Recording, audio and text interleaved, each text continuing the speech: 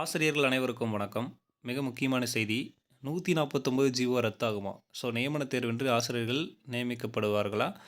So வெளியே இருக்கக்கூடிய மிக முக்கியமான தகவலை பற்றி இந்த வீடியோவில் பார்க்கலாம். அதுக்கு முன்னாடி நம்ம சேனலுக்கு புதிய பார்வையாளர்களாக இருந்தீங்கன்னா மறக்காமல் சப்ஸ்கிரைப் பண்ணிக்கோங்க. பக்கத்தில் இருக்கிற பெல் ஐக்கானை கிளிக் பண்ணிக்கோங்க. அப்போ தான் எந்த தகவலையும் மிஸ் பண்ணாமல் பார்க்க முடியும். சரி, வாங்க வீடியோக்குள்ளே போகலாம். ஸோ இப்போ 149 ஜிஓ ரத்து அப்படிங்கிறது பேசுபொருளாக இருக்கிறது. சரிங்களா?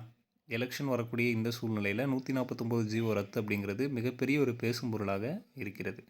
ஏனென்றால் தேர்தல் அறிக்கையிலேயோ அல்லது எலெக்ஷன் அதிரடியாக ஏதாவது அறிவிப்பு வருமா அப்படிங்கிற எதிர்பார்ப்பு எல்லாருக்கிட்டையும் இருக்குது.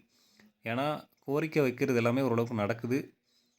டிஆர்பியில் டெட்டு பாஸ் மதிப்பெண்களை குறைக்கணும்னு சொல்லிட்டு கோரிக்கை வச்சோம், நடந்தது.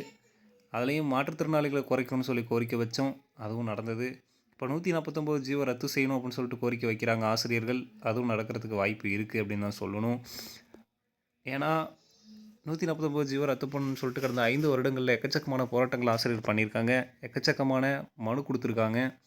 ஸோ அதெல்லாம் கன்சிடர் பண்ண வேண்டிய சுச்சுவேஷனில் தற்போது இருக்காங்க அப்படின்னு தான் சொல்லி ஆகணும். ஏன்னா இவங்க ஓட் பேங்க்குங்கிறதும் அதிகம். இந்த நியமன தேர்வு இல்லாமல் ஆசிரியர் பணி நியமனம் பண்ணணும் அப்படின்னு சொல்லக்கூடியவங்களோட ஓட் பேங்க் அப்படிங்கிறது அதிகம். ஸோ அதையும் கருத்தில் கொள்ளணும். அது மட்டும் இல்லாமல் ஆல்ரெடி இதுக்கு முன்னாடி எலெக்ஷன்லேயே தேர்தல் அறிக்கையிலையும் சொல்லியிருந்தாங்க மேனிஃபெஸ்டோவில், நாங்கள் ஆட்சிக்கு வந்தால் 149 ஜிஓ ரத்து செஞ்சு பணி நியமனம் நியமன தேர்வு இல்லாமல் நடக்கும் அப்படின்னு சொல்லிட்டு. ஸோ அதனால் பாசிட்டிவான ஒரு ரிசல்ட் வருவதற்கான வாய்ப்புகள் இருக்குதுன்னு தான் இந்த இடத்துல நம்ம எதிர்பார்க்குறோம். ஸோ பொறுத்திருந்து பார்ப்போம். அது சம்மந்தமான அறிவிப்புகள் ஏதாவது கண்டிப்பாக நம்ம சேனலில் அப்லோட் பண்ணுறேன். ஸோ எல்லோரும் கேட்டுட்டு இருந்தீங்க. இப்போ தான் தற்போது இருக்கக்கூடிய சூழ்நிலை. வேறு ஏதாவது சந்தேகம் இருந்தால் கமெண்ட்டில் கேளுங்க. மேலும் இது மாதிரியான டிஆர்பி மற்றும் பள்ளிக்கல்வித்துறை சார்ந்த உடனடி தகவல்கள் மற்றும் அப்டேட்டுகளுக்கு நம்ம சேனலோடு இணைந்திருங்கள். நன்றி.